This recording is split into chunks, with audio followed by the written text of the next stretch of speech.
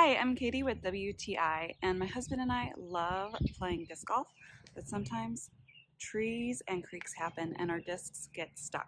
And that's why we use one of these Palum disc golf retrieving poles, and we love it.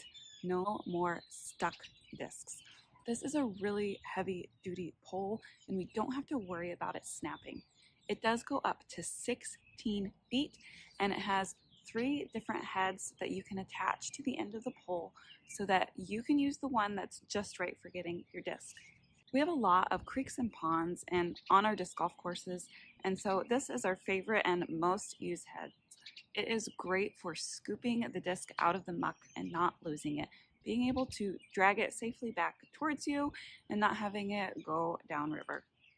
If you are a casual disc golf player or a fanatic like my husband, then you definitely need one of these Palum disc golf retrieving poles. It is a total disc saver, and that's our point of view.